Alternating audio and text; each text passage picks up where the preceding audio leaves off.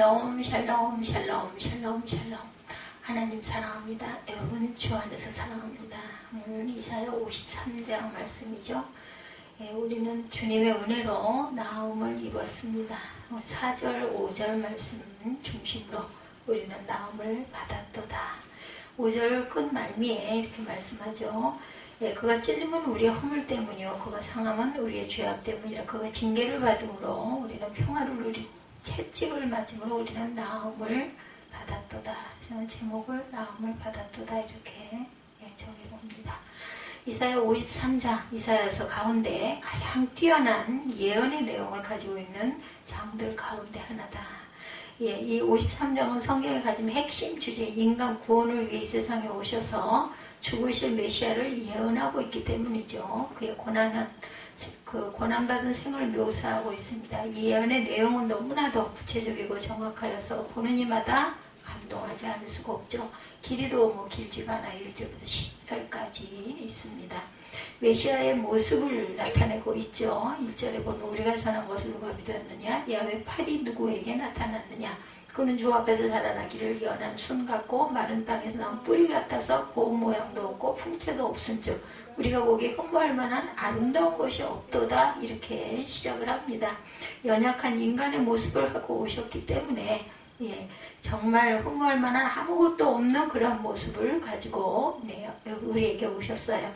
그는 멸시를 받아 사람들에게 버림을 받았고 간고를 많이 겪었으며 질고를 하는지라. 마치 사람들이 그에게서 얼굴을 가리는 것까지 멸시를 당하였고 우리도 그를 귀히 여기지 아니하였다. 우리는 흔히 하나님의 아들이라면 전능하시고 위엄이 크시고 강력한 권세와 힘과 부를 가지고 있는 분이다. 이렇게 생각하기가 쉽죠. 그가 이 세상에 나타난다면 사람들은 그를 알아보고 그를 환대할 것이고, 그죠? 이스라엘 백성들도 그랬어요. 대단한 기대를 걸고 생각을 했는데 그냥 50양반이 조랑말을 타고 전혀 흠모할 만한 모습도 하나도 아닌 아주 연약하고 볼품없는 그런 모습이다 보니까 모두 다 실망을 했던 거죠. 우리의 눈이 문제예요. 안목의 적용. 그런 메시아는 하나님의 아들이시기 때문에 그가 세상에 오면 바로 알아볼 수 있는 특별하고 번쩍번쩍 빛이 나고 기적이 휙휙 일어나고 이럴 뿐이다라고 생각을 한 거죠. 그러나 하나님의 아들 메시아 예수 그리스도는 강한 자로 오시지 않고 연약한 모습으로 오셨어요. 하찮은 목수의 아들, 가난한 시골 동네의 목수의 아들로 오셨죠. 말씀이 육신이 되셔서 오셨어요. 요한복음 1장 14절입니다. 말씀이 육신이 되어 우리 가운데 거하시매 우리가 그의 영광을 보니 아버지의 독생자의 영광이요 은혜와 진리가 충만하더라. 이제 얼마 안 돼서 성탄절이 다가오죠. 이제 대림절이 시작이 11월 말에 시작이 돼서 4주 동안을 거쳐 그 다음 성탄절이 찾아옵니다. 체율 히브리서 4장 15절 아마 11월 27일부터가 대림 첫 주입니다. 히브리서 4장 15절에 우리에게 있는 대제사장은 우리의 연약함을 동정하지 못하실 리가 아니요 모든 일에 우리가 똑같이 시험을 받으시니로되 죄는 없으시도다. 버림당하는 모습으로 오셨어요. 그죠? 그는 실로 우리의 질고를 지고 우리 슬픔을 당하였거늘 우리는 생각하기를 그는 징벌보다 하나님께 맞으며 고난을 당한다 하였도다. 이렇게 얘기를 합니다. 3절에도 보면 그는 멸시를 받아 사람에게 버림을 받았고 간고를 많이 겪었고 질고를 하는 자라. 마치 사람들이 그에게서 얼굴을 가리는 것 같이 멸시를 당하였고 우리도 그를 귀히 여기지 아니하였다. 버림당하는 모습이죠. 4절에도 우리는 실로 우리의 질고를 지고 우리의 슬픔을 당하였거늘 우리는 생각하기를 그는 징벌을 받아 하나님께 맞고 고난을 당하다. 5절에도 그가 찔림은 우리의 허물 때문이고 그가 상함은 우리의 죄악 때문이라. 그가 징계를 받음으로 우리는 평화를 누리고 그가 채찍에 맞음으로 우리는 나음을 입었도다. 그럼 목수의 아들로 오셔서 나의 30이 되기까지 육신의 아버지 요셉의 직업을 따라 목수 일을 묵묵히 행합니다. 별바른 인간의 모습을 보이지 않았어요. 3년의 공생의 기간 동안 비로소 그는 권능을 행하시게 되죠. 그 이후에 그때 몇몇 깨어있는 사람들은 그제서야 예수 그리스도의 신성을 봅니다. 깨어있는 몇몇 사람들이 봤어요. 연약하지만 권세 있는 하나님의 아들을 보게 된 거죠. 하지만 과연 모든 사람들은 그를 버립니다. 세상의 권력과 힘이 보이지 아니하였기 때문이죠. 심지어 제자들도 버리고 다 도망갔어요. 제자들의 도망, 마태복음 26장 56절. 그러나 이렇게 된 것은 다 선지자들의 글을 이루려 함이니라 하시더라. 이에 제자들이 다 예수를 버리고 도망하니라. 엘리 엘리 라마 사박다니. 예, 마태복음 27장 46절이죠. 제9시쯤에 예수께서 오후 3시죠. 보시면은 크게 소리질러 이르시되 엘리 엘리 라마 사박다니 하시니 곧 나의 하나님 어찌하여 나를 버리시나이까, 이런 뜻이에요. 순이란 양의 모습이에요. 양이라는 짐승은 아주 죽을 때까지도 아주 소리를 내지 않고 양순하다는 거죠. 태어나서 죽을 때까지 인간에게 따뜻한 털을 제공하다가 수명이 다하면 고기까지 먹힘을 당합니다. 또 유대사회에서는 제물로도 이래서 사용이 되죠. 인간의 죄와는 아무 상관이 없으면서도 인간의 죄를 용서받기 위해서 그 피를 뿌림 당합니다. 늘. 그런데 예수 그리스도의 모습이 꼭 그와 같았다. 양 같아서 이렇게 설명되죠. 이 세상에 와서 인간을 위해 온갖 고초를 당하면서도 병 고침과 귀신 쫓는 권세를 베푸시죠. 복음을 선포하십니다. 그리고 마침내 멸시 속에서 대신 십자가에 죽으심으로 인간들의 죄를 대속하셨어요. 화목제물이 되시죠. 요한일서 2장 2절입니다. 그는 우리 죄를 위한 화목제물이니 우리만 위할 뿐 아니요 온 세상의 죄를 위하심이라. 하나님의 어린 양이세요. 요한복음 1장 29절에 이튿날 요한이 예수께서 자기에게 나오심을 보고 이르되 보라, 세상 죄를 지고 가는 하나님의 어린 양이로다. 메시아가 받은 고난의 근원은 인간의 허물입니다. 하나님의 아들 메시아가 되신 그리스도는 죄가 없으신 분이죠. 아무 흠이 없는 분입니다. 그는 하나님 자신이셨기 때문에 당연히 죄가 없으세요. 또한 육신을 입으실 때에도 아담의 것으로 말미암지 않고 어떻게 성령으로 말미암아 잉태가 되셨죠. 그러한 그가 흉악한 죄인들만 달리는 십자가에 돌아가신 이유는 오직 인간의 흉악한 허물을 사하기 위함이었다. 그런 인간들이 매달려 할 형틀에 매달림으로 그들의 죄를 대신 지신 것이죠. 허물로 죽은 인간, 에베소서 2장 5절입니다. 허물로 죽은 우리를 그리스도와 함께 살리셨고 너희는 은혜로 구원을 받은 것이니라. 허물을 위해 드리는 것, 히브리서 9장 7절에 오직 둘째 장막은 대제사장이 홀로 1년에 한 번 들어가되 자기와 백성의 허물을 위하여 드리는 피 없이는 아니하나니 성령이 이로써 보이신 것은 첫 장막이 서 있을 동안에는 성소에 들어가는 길이 아직 나타나지 아니한 것이라, 이렇게 설명하고 있어요. 히브리서 9장 7, 8절입니다. 인간의 죄악, 인간의 허물은 원천적인 것이죠. 다시 말하면 첫인간 아담이 대표로 지은 자범죄입니다. 그것은 인류 모두에게 전가되어 모든 인간을 죄인으로 만들고 말았어요. 그 결과 모든 인간은 죄로 오염이 됩니다. 죄는 죄를 낳죠. 모든 인간은 죄인이 되어 죄라는 행위를 다시 낳았습니다. 이 모든 인간 중에 살아가면서 범죄하지 않는 자가 없어요. 모든 인간은 자범죄를 행합니다. 예수 그리스도는 인류의 원죄인 허물뿐만 아니라 모든 인류가 개별적으로 지은 그 죄를 대신해서도 십자가에 돌아가시죠. 죄에서 구원할 자, 마태복음 1장 21절에 아들을 낳으린 이름은 예수라 하라.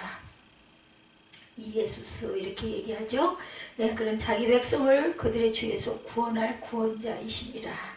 죄를 담당하십니다. 베드로전서 2장 24절에 친히 나무에 달려 그 몸으로 우리 죄를 담당하셨으니 이는 우리로 죄에 대하여 죽고 의에 대하여 살게 하려 하십니다. 그가 채찍에 맞음으로 너희는 나음을 얻었나니. 인간의 뻔뻔함들이, 인간은 아무리 생각해도 너무나 뻔뻔하죠. 인간의 뻔뻔함. 8절부터 보죠. 그는 곤욕과 신문을 당하였고 끌려갔으나 그 세대 중에 누가 생각하기를 그가 살아있는 자들의 땅에서 끊어지면 마땅히 형벌받을 내 백성의 허물 때문이라 하였으리요. 그는 강포를 행하지 아니하였고 그 입에 거짓이 없었으나 그의 무덤이 악인들과 함께 있었으며 그가 죽은 후에 부자와 함께 있었도다. 8절에 그는 곤욕과 신문을 당하고 끌려갔으나 그 세대 중에 누가 생각하기를 그가 살아있는 자들의 땅에서 끊어지면 마땅히 형벌받을 내 백성의 허물 때문이라 하였으리요 라고 얘기합니다. 인간의 뻔뻔함이죠. 인간은 아무리 생각해도 너무나 뻔뻔해요. 자신이 죄를 짓고 그 죄를 감추려 하고 누구에게 전가하려고 하죠. 예수 그리스도를 판 가룟 유다를 이용하여 예수 그리스도를 죽인 종교 지도자들도 모두 뻔뻔했습니다. 우리 자신들도 죽을 수밖에 없는 죄인들이면서도 마치 죄인들이 아닌 것처럼 뻔뻔스럽게 하나님을 대하고 이웃을 정죄합니다. 이 뻔뻔함은 모든 죄악 중에 가장 가증스러운 죄악이죠. 예수 그리스도 위주를 사시기 위해 고난과 죽음을 당하십니다. 용서 이사야 1장 18절에 야훼께서 말씀하시되 오라 우리가 서로 변론하자. 너희의 죄가 주홍 같을지라도 눈과 같이 희어질 것이요 진홍같이 붉을지라도 양털같이 희게 되리라. 인내 베드로후서 3장 9절에 주의 약속은 어떤 이들이 더디다고 생각하는 것 같이 더딘 것이 아니라 오직 주께서는 너희를 대하여 오래 참으사 아무도 멸망하지 아니하고 다 회개하기 이르기를 원하시는 하나님이시죠. 고난받은 메시아의 행동과 고난의 결과 지극한 고통을 표현하고 있습니다. 8절에 그는 곤욕과 신물 당하고 끌려갔으나 그 세대 중에 누가 생각하기를 그가 살아있는 자들의 땅에서 끊어지면 마땅히 형벌받을 내 백성의 허물 때문이라 하였으리요. 그는 강포를 행하지 아니하였고 그의 입에 거짓이 없었으나 그의 무덤에 악인들과 함께 있었으며 그가 죽은 후에 부자와 함께 있었도다. 10절에 야훼께서 그에게 상함을 받게 하시기를 원하시고 질고를 당하게 하셨은지 그의 영혼을 속건제물로 드리기에 이르면 그가 씨를 보게 되며 그의 날은 길 것이요 또 그의 손으로 야훼께서 기뻐하시는 뜻을 성취하시리로다. 그가 자기 영혼에 수고한 것을 보고 만족하게 여길 것이라. 나의 의로운 종이 자기 지식으로 많은 사람을 의롭게 하며 또 그들의 죄악을 친히 담당하신다. 이렇게 얘기하죠. 예, 메시아 행동과 고난의 결과입니다. 하나님이 하나님으로부터 저주를 받아 죽음에 이른다는 것은 도저히 상상할 수가 없죠. 예, 용서 이사야 1장 18절 잘 아는 말씀이죠. 야훼께서 말씀하시되 오라 우리가 서로 변론하자. 너희의 죄가 주홍 같을지라도 눈고같이 희어질 것이요 진홍같이 붉을지라도 양털같이 희게 되리라. 우리가 인내를 합니다. 죄의 약속은 어떤 이들이 더디다고 생각하는 것 같이 더딘 것이 아니라 오직 주께서는 너희를 대하여 오래 참으사 아무도 멸망하지 아니하고 회개하게 이르기를 원하시고 기다리시는 거죠. 예수 그리스도께서 있어서 고통 같은 아주 그냥 정말 못 참을 고통과 창에 찔리는 고통 그리고 채찍에 의한 고통은 그다지 큰 고통이 되지 못했다. 오직 그에게 있어서는 하나님의 됨을 가지고서 성부 하나님으로부터 버림받는다는 것이 가장 고통스러운 일이었겠죠. 아버지한테 버림받는 거. 그래서 그는 십자가 위에서 하나님 어찌하여 나를 버리시나 엘리 나만 사박다리 하죠. 제9시쯤에 예수께서 크게 소리질러 이르시되 엘리 엘리 라마 사박다니 하시니 이는 곧 나의 하나님 어찌하여 나를 버리셨나이까. 피의 기도를 합니다. 누가복음 22장 44절에도 예수께서 힘쓰고 애써 간절히 기도하시니 땀이 땅에 떨어지는 핏방울 같이 되더라. 내가 목마르다 말씀하십니다. 요한복음 19장 28절에 그 후에 예수께서 모든 일이 이미 이루어진 줄 아시고 성경을 응하게 하려 하사 이르시되 내가 목마르다 하시니 묵묵히 순종하세요. 앞에서 말한 고통은 이 세계 내에 어떤 존재도 도저히 견딜 수도 참을 수도 없는 그런 고통이었고 많은 인류의 죄를 짐만 해도 무거운데 하나님으로부터 떨어져 나간다는 것이 정말 너무나 고통스러운 형벌이었죠. 그러니까 어찌하여 나를 버리시나이까 라고 고백하죠. 그리스도는 그 형벌을 받기 전에 그 형벌의 크기를 이미 알고 있었어요. 우리 제가 치과 갔을 때도 그렇지만 상상하지 않아요. 미리 막 무섭죠. 그 순간이 너무너무 무서운 것처럼 그리스도께서도 그걸 다 알고 계셨어요. 아버지 하나님의 명령이었기에 순종을 하지만 어찌 인성을 입고 오셨는데 두렵고 아프지 않으셨겠습니까? 아버지 원대로 하옵소서. 마태복음 26장 39절이죠. 조금 나가서 얼굴을 땅에 대고 엎드려 기도하여 이르시되 내 아버지여 만일 할만하시거든 이 잔을 내게서 지나가게 하옵소서. 그러나 나의 원대로 마시옵고 아버지의 원대로 하옵소서 하시고 예수의 양식입니다. 요한복음 4장 34절에 예수께서 이르시되 나의 양식은 나를 보내신 이의 뜻을 행하며 그의 일을 온전히 이루는 것이니라. 자기 백성을 구원하시기 위해서 무서운 형벌의 고통을 묵묵히 순종으로 이기는 결과는 인류 구원이었죠. 그리스도는 죽은 지 사흘 만에 부활하시죠. 그리하여 모든 자기 백성의 죄를 사망 권세로부터 구출하십니다. 이제 그가 할 일은 하나님이 주신 유예 기간까지 회개의 기간을 두어 자기 백성의 수가 차게 한 다음 다시 오셔서 끝까지 돌이키지 않은 악인들을 영원한 지옥으로 보내고 돌이킨 하나님의 백성들을 하나님의 완전한 나라로 들어가게 하는 것이죠. 구원의 뿌리십니다. 누가복음 1장 69절에 우리를 위하여 구원의 뿔을 그종 다윗의 집에 일으키셨나니 구원의 문입니다. 요한복음 10장 9절에 내가 문이니 누구든지 나로 말미암아 들어가며 구원을 받고 또는 들어가며 나오며 꼴을 얻으리라. 그래서 2000년 전에 이 땅에 오신 그리스도는 그냥 오신 그런 분이 아니시죠. 그는 죄가 있어서 이 땅에 온 분도 아닙니다. 모든 죄 없는 하나님이 되시니 인간을 구원하시기 위해 친히 하나님 되심을 포기하고 고난을 자처하신 분이시다. 그래서 우리는 우리를 구원하신 그런 주님의 놀라운 구원 사역에 늘 감사하는 것 외에 아무것도 하질 못하고 있어요. 하나님의 영광을 가리는 일이라도 안 하면 좋겠죠. 주님의 은혜로 영혼이 잘된 가지 범사가 잘되며 강건하게 되고 생명을 어떻게 얻어요? 풍성히 얻는 저와 여러분들이 되시기를 주님의 이름으로 축원합니다. 치료자 예수님이시기도 합니다. 이와 같은 하나님께서 우리에게 주시는 은혜, 치료자 예수님. 기독교 신앙의 핵심은 그리스도의 십자가예요. 예수께서 십자가에서 온 인류 구원의 역사를 이루시고 돌아가셨기 때문에 십자가 신앙은 우리 기독교 신앙의 핵심이고 전부라고 해도 과언이 아니죠. 예수님의 십자가 죽음으로 말미암아 우리에게 놀라운 은혜와 축복이 임했습니다. 누구는 예수를 믿기만 하면 그저 구원을 받고 구원의 축복이 우리에게 임한다라는 것. 구원받은 다음 우리가 성령의 능력으로 살아가는 성령 충만의 축복이 임하게 되고 항상 성령 충만을 우리가 늘 구하면서 가야 되겠죠. 영혼이 잘된 같이 범사가 잘되며 강건하게 되는 복, 또한 병고침의 축복, 치료의 축복이 다가오도록 늘 기도해야 되죠. 뿐만 아니라 우리가 주님이 주신 건강으로 나가서 열심히 일하고 최선을 다할 때 부유와 형통의 축복을 우리에게 하나님께서는 선물로 주십니다. 그 예수를 믿는 사람은 죽음을 두려워하지 않는 것은 죽음 이후에 천국의 축복이 예비되어 있고, 살아있는 우리는 장차 예수께서 재림하실 때 재림하시는 주님을 맞이하는 재림의 축복을 누리게 된다는 것을 알기 때문에 죽어도 살아도 상관이 없어요. 그러므로 우리 모두가 예수를 믿고 복받아서 이와 같은 축복을 누리며 살아가는 주님의 귀한 자녀들이 되시기를 주님의 이름으로 축원합니다. 질병에서 자유케 하신 하나님이시기도 하죠. 이와 같은 십자가 대속의 은혜를 우리에게 이루신 하나님은 참으로 좋으신 하나님.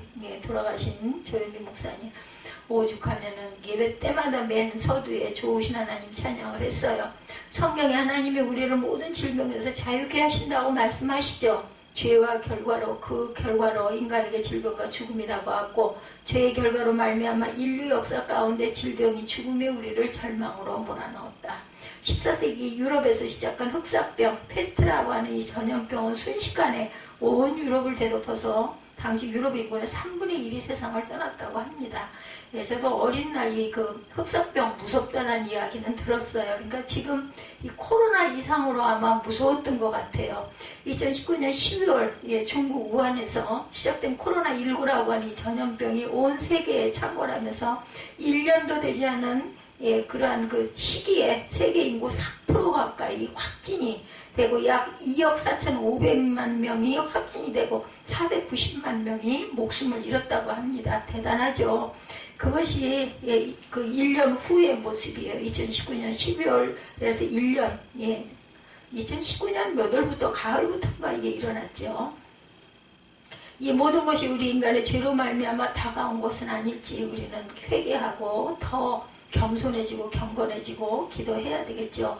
이스라엘 백성이 애굽에서 출애굽해서 가나안 땅으로 갈 때 마라에 이르러서 쓴물을 단물로 바꾸신 다음 저희가 약속의 말씀을 주세요. 출애굽기 15장 26절에 보면 이르시되 너희가 나의 하나님 너희 하나님 나 야훼의 말을 들어 순종하고 내가 보기에 의를 행하며 내 계명에 귀를 기울이며 내 모든 규례를 지키면 내가 애굽 사람에게 내린 모든 질병 중 하나도 너희에게 내리지 아니하리니 나는 너희를 치료하는 야훼입니다.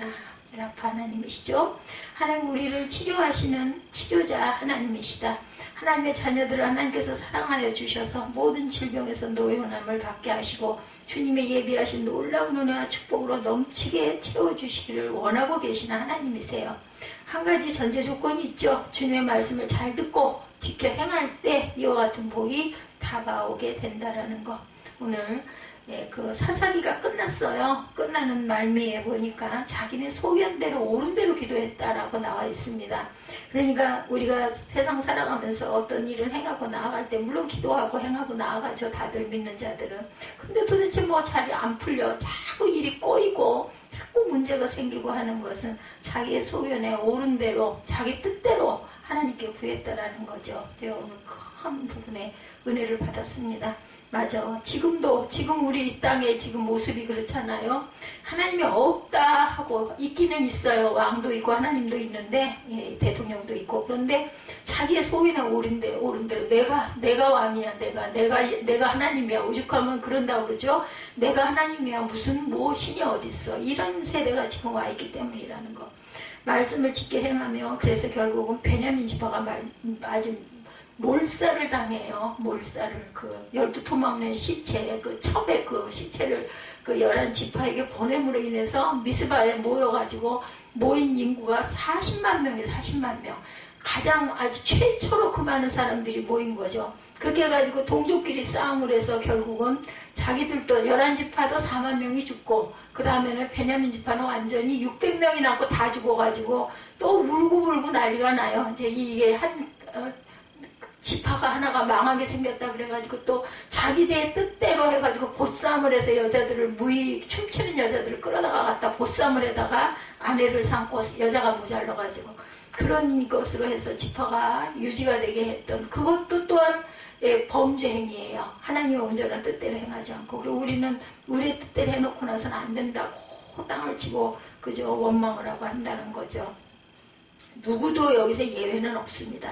우리가 하루가 멀다 하고 계속 병원을 다니면서 약을 달고 산다고 하면서 그것은 뭔가 문제가 있는 거죠. 건강에 문제가 있기 때문에 병원에 저도 지금 이때쯤이 되다 보니까는 건강이라는 것에 신경을 쓰게 되고, 저보고 어저께인가 그런 얘기 하셨죠, 우리 전도사님.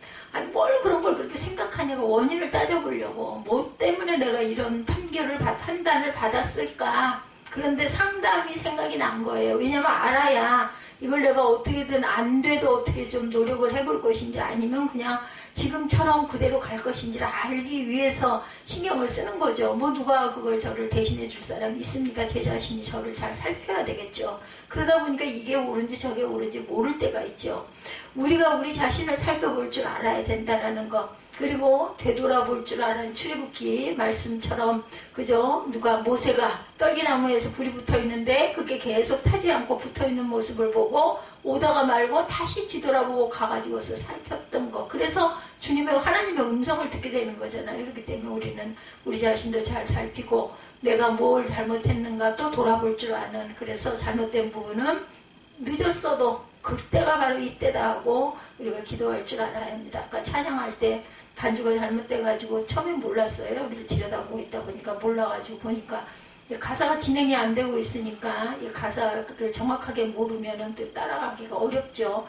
그러면 어떻게 해요? 그거 그냥 넘어갈 수 없어요. 얼른 끄고 다시 시작을 할 수밖에 없죠. 우리가 어떻게 연약한데 잘못하면은 또 바로 잡아서 다시 가면 되죠. 그걸 그냥 인상을 잔뜩 쓰고 뽀뽀 끝까지 가서 뭐 하겠어요. 다시 시작하고 아이고 죄송합니다 하고 인사하면 됩니다. 우리가 우리 자신을 늘 살펴볼 줄 알아야 되고, 잘못된 부분은 늦게 깨달았으면 그냥 그때 바로 깨닫고 시정할 줄 알고 사과할 줄 알면 됩니다. 하나님과 나와의 관계 속에 뭔가 잘못된 것이 없는가? 왜 내가 1년 365일 내내 이렇게 아플까? 아픈 데는 이유가 있습니다. 우리 윤정 집사 게을러요.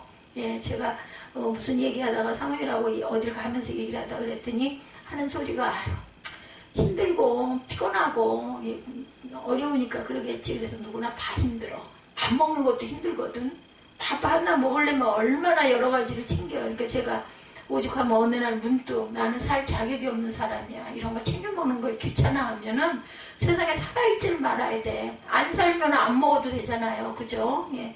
천국에 가기를 우리는 늘 소망하니까 내가 돌아가고 나면 그때는 내 모든 수고가 그냥 놓이는 거잖아요. 그런 거 안 해도 되잖아요. 근데 이제는 지금은 챙길 사람이 있으니까 모래도 칼질도 하고 그죠? 반죽도 하고 해서 부침이라도 붙여가지고 한쪽 하기라도 먹여놓고 나야 내가 마음이 편해서 쉴 수가 있으니까.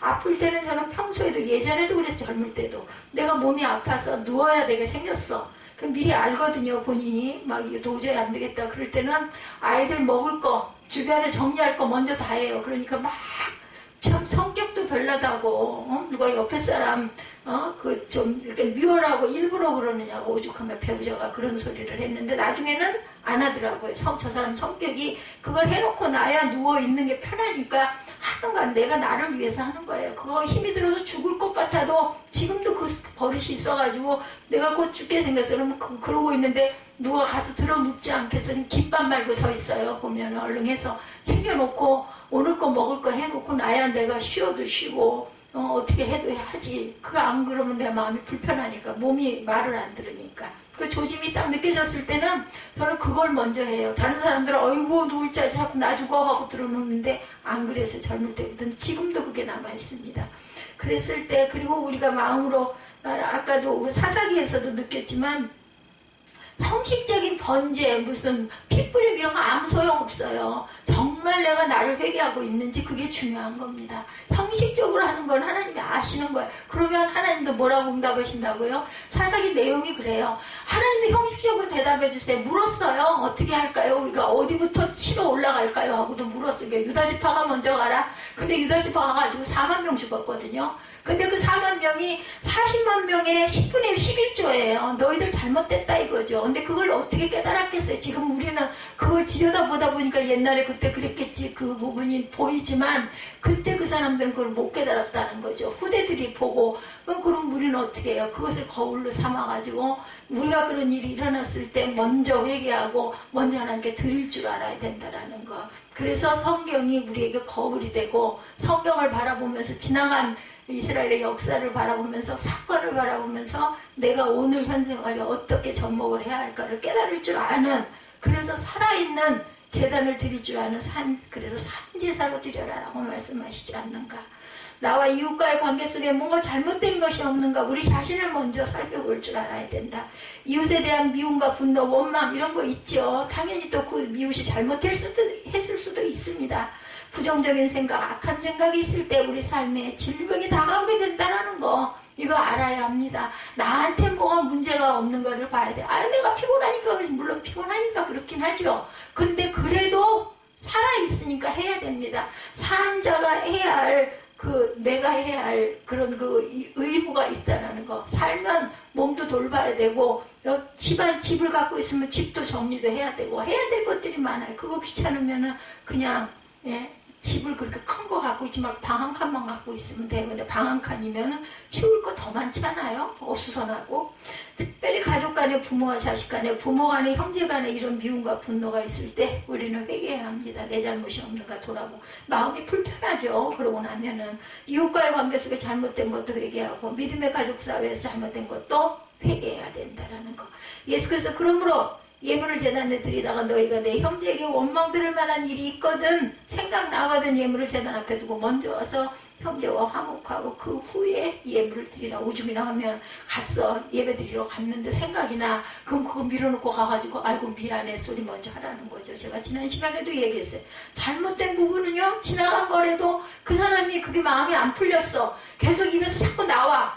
뭐 한번 지나간 걸 거 어쩌라고 이렇게 하고 말지 말고 아유 그렇겠어. 우리에게는 너무나 같아도 본인에게는 정이 든 물건들이에요. 그걸 왜 묻지도 않고 버리냐고. 그 얘기가 자꾸 나와. 그러면 나이가 먹어가지고 잔소리를 저렇게 해대 지나간 걸 갖고 그때가 언제인데 이러지 말고 마음을 쓰다듬어 줘야죠. 풀어줘야죠. 말 한마디에 천냥빛 깎는다는 말도 있잖아. 근데 그건 안 해 끝까지.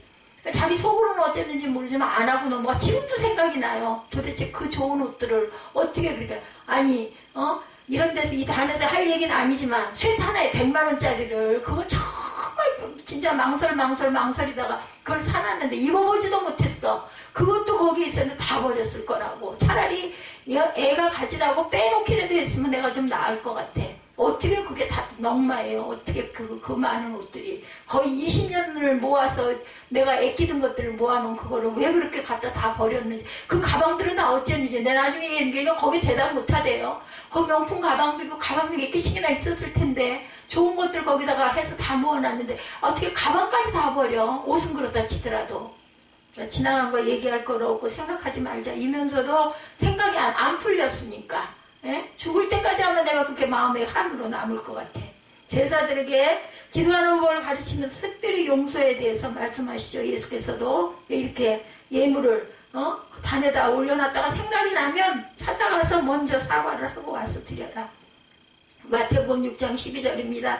우리가 우리에게 죄 지은 자를 사하여 중국까지 우리 죄를 사하여 주옵시고, 우리가 죄를 자꾸 짓잖아요. 그러니까 그런 것처럼 우리의 죄도 사하여 주옵시고, 예, 그리고 14절 15절에 너희가 사람의 잘못을 용서하면 너희 하늘 아버지께서도 너희 잘못을 용서하시려니와 너희가 사람의 잘못을 용서하지 아니하면 너희 아버지께서도 너희 잘못을 용서하지 아니하시리라.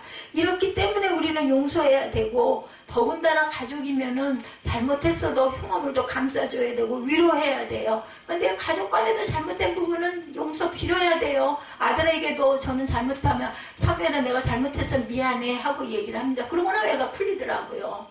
전에는 나 이런 거 안 했거든요. 그냥 네가 이만하고 얘네 이래서 그랬지 이렇게 얘기를 하고 말았는데, 이제는 제가 사과를 합니다. 일찍 좀 처리 들었으면 좋았을 걸, 그죠? 예, 이렇게 해서 우리가 치료함을 받고 회개를 통해서 건강도 회복하고, 마음의 병 정말 무섭죠. 암이 걸리는 원인이 마음의 병 때문에 그렇다면서요. 이게 풀어지지가 않아가지고 풀고 가야 합니다. 의학사전에 보니까 스트레스를 통해서 다가오는 병이 엄청나게 많고, 마음의 병이 스트레스를 가져오고, 스트레스가 내게 복통을 가져오고, 소화불량을 가져오고, 신경성 위험을 가져오고, 과민성 대장 증후군을 가져오고, 고혈압을 가져오고. 내가 어저께 병원에서 10분 쉬었다가 2층을 계단으로 올라가서 엘리베이터가 작동을 잘 안 하고, 그래서 잘 모르겠어서 2층으로 올라가는 계단이 어디냐고 물어봐가지고 계단으로 한층 올라갔는데 10분 쉬었다가 혈압을 재는데 혈압이 160이 넘더라고요. 3번을 재는데 3번이 다 157, 무슨 167 막 이렇게 올라가가지고, 제가 평소에 혈압을 재면 80에 100밖에 안 나오는데 이런데 이거 어떡하냐 그랬더니 어쩔 수가 없다고 간호사가 그냥 참작을 하고 항상 조심할 수밖에 없다고 얘기를 하고 넘어가더라고요. 이렇게 우리가 계단만 조금만 올라가도 가슴이 이렇게 압박을 하고 이렇습니다. 심혈관계 장애를 가져와서 심장병이 생기고 당뇨가 생기고 두통이 생기는 이 모든 것은 마음의 병, 스트레스로부터 다가오는 병. 뭐 힘이 드니까 가슴이 우두두두두두 뛰더라고요. 뭐 10분을 앉아 있어도 안 되고 언제까지 앉아 있냐고, 혈압을 빨리 재야 들어가서 상담을 할 텐데, 그래서 그냥 쟀더니 그렇더라고요. 글쎄 나중에 그 생각을 했어요. 평소에 그럼 뭐 조금 운동을 하거나 좀 했을 땐 그럼 혈압을 좀 두지, 혈압이 얼마까지 올라갈까? 힘든 일을 하거나 가슴이 두근두근 할 때. 하나님과의 관계를 회복하고 이웃과의 관계를 회복하여서 이런 마음의 병에서 고침을 받고 육신의 병에서 고침받는 저와 여러분들이 되셔야 돼요. 그래서 샬롬, 예수께서 오셔서도 첫 번째 우리에게 주신 말씀은 샬롬이에요. 그걸 통해서 우리가 영육 간의 강건함을 받을 수 있는 그 지름길이 바로 샬롬. 저는 그래서 우리 인사를 제가 앞으로 몇 년을 더 이 자리에 서서 여러분들과 인사를 할지는 모르지만 샬롬 이상의 그 축복은 없는 것 같아서 샬롬을 바꾸지를 못합니다. 바꿀 말씀이 생각도 나지도 않고, 어떤 병에 걸렸든지 예수께 나오기만 하면 예수님 십자가 보혈의 능력으로 우리는 치료함을 받죠. 하나님과의 관계가 바로 되고 이웃과의 관계가 바로 되면 치료자 예수님이 우리의 구세주로 다가오신다라는 것. 치료자 예수님에 대해서 이사야 53장 5절에 말씀하시죠. 오늘 본문이 4절 5절이죠. 그의 찔림은 우리의 허물 때문이요 그가 상함은 우리의 죄악 때문이라. 그가 징계를 받음으로 우리는 평화를 누리고 그가 채찍에 맞음으로 우리는 나음을 받았도다. 예수님이 채찍에 맞고 피를 흘리심으로 우리는 다 나음받은 것입니다. 2000년 전에 십자가에서 우리의 모든 질병이 이미 고침을 받았어요. 이 놀라운 축복의 말씀을 예수님이 이 땅에 오시기 전 약 700년 전에 오늘 우리 이사야서를 쭉 가고 있죠. 이사야 선지자가 하나님 은혜 가운데 예언한 말씀입니다. 이 말씀이 700년 후에 예수님의 십자가에서 완성이 됩니다. 이사야 선지자가 예언했죠. 이사야 53장 5절. 이 예언을 할 때가 예수님이 오시기 700년 전이란 거죠. 그가 채찍에 맞음으로 우리는 나음을 받았도다. 우리는 늘 입술로 고백이 되죠. 예수님이 채찍에 맞아 우리는 나음을 받았습니다. 아멘. 예수님이 채찍에 맞아 우리는 나음을 받았습니다. 예수님이 우리의 모든 병을 짊어지고 돌아가셨습니다. 우리는 주님 안에서 이제는 건강해졌습니다. 예전에 조은기 목사님 계실 때 늘 이 소리를 복창하게 했어요. 그러면 그냥 연세 많으신 권사님들이 그냥 아멘 아멘 하면서 성전이 떠나가게 그대로 외쳤죠. 아주 정말 순진하고 착했어요. 정말 그렇게 순종 잘할 수가 없을 정도로 예수님의 공생의 사역의 3분의 2가 병을 고치는 사역이셨고, 마태복음 4장 23, 4절이죠. 예수께서 온 갈릴리에 두루다니사 그들의 회장에 회당에서 가르치시며 천국 복음을 전파하시며 백성 중에 모든 병과 모든 악한 것을 고치시니 그의 소문이 온 수리아에 퍼진지라. 사람들이 모든 앓는 자 곧 각종 병에 걸려 고통당하는 자, 귀신 들린 자, 간질하는 자, 중풍병자들을 데려오니 그들을 고치시더라. 예, 성경을 보면 예수께서 나온 사람 가운데 단 한 사람도 병을 고침받지 못한 사람이 없어요. 다 병을 고쳐주십니다. 특별히 주님이 그를 불쌍히 보시는 자에게 하나님의 은혜와 치료가 임하죠. 마태복음 14장 14절에 보니까 성경은 예수께서 나오사 큰 무리를 보시고 불쌍히 여기서 그 중에 있는 병자를 고쳐주시니라. 불쌍히 보시면 모든 병에서 노임을 받게 되는 것이라는 거. 사람에게 불쌍히 여김을 받지 말고 예수님께 불쌍히 여김을 받는 저와 여러분 되시기를 주의 이름으로 축원합니다. 마가복음 1장 41절입니다. 예수께서 불쌍히 여기서 손을 내밀어 그에게 대시며 이르시되 내가 원하는 이는 너니 깨끗함을 받으라 하시니. 곧 깨끗하여지죠. 주님의 말씀하시면 모든 병에서 노임을 받게 됐어요. 사람들이 어디가 아프면 내가 어디가 아픕니다. 어디가 아프다. 사람들에게 동정을 구합니다. 나 좀 봐줘요. 내가 이렇게 고통스럽고 아파 얘기하죠. 견딜 수가 없어서. 위로받고 싶어서. 근데 그 마음도 있고 우리는 사람 가운데 살기 때문에 가족들에게 얘기할 수밖에 없습니다. 반응이 없으면 계속 반복해서 얘기해요. 아들에게 하도 반응이 없으니까 오중이나 하면 너는 세상에 어떻게 그러냐. 내가 들어와가지고 1시간 반이 지나도 여지껏 와가지고 눈도 안 마주치고 그렇게 들어앉아서 그러고 있고 싶냐.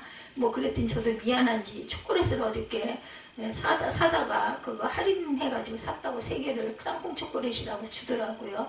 그래서 속으로 네가 군것질이 하고 싶었구나. 분명히 나만 사다 주진 않았을 거고. 아침에 보니까 먹은 게 있더라고요. 뭐 전혀 잘 안 먹는데 사 먹었으니까 제가 아무 말도 안 했습니다. 나를 불쌍히 여겨주시고 나를 일질병에서 자유케 하여 주옵소서. 기도해야 되죠. 이 문제 해결하게 해 주옵소서. 그러면서도 내가 먼저 잘못한 것은 무엇인가를 돌아볼 줄 알아야 된다. 치료와 회복의 은혜입니다. 예수님 우리에게 치료와 회복의 은혜를 베풀어 주신 놀라운 은혜의 주님이시죠. 축복의 주님이시고 기적의 주님이 되십니다. 우리가 어떻게 이 은혜를 체험하느냐. 생명의 영이신 성령께서 우리 삶 가운데 임할 때 치료의 은혜가 임하죠. 로마서 8장 11절입니다. 예수를 죽은 자 가운데서 살리신 이의 영이 너희 안에 거하시면 그리스도 예수를 죽은 자 가운데서 살리신 이가 너희 안에 거하시는 그의 영으로 말미암아 너희 죽을 몸도 살리시리라. 주님 안에서 치료와 회복의 은혜를 저와 여러분 모두가 체험하게 되시기를 주님의 이름으로 축복합니다. 나를 고쳐주옵소서. 나의 건강을 회복시켜 주옵소서.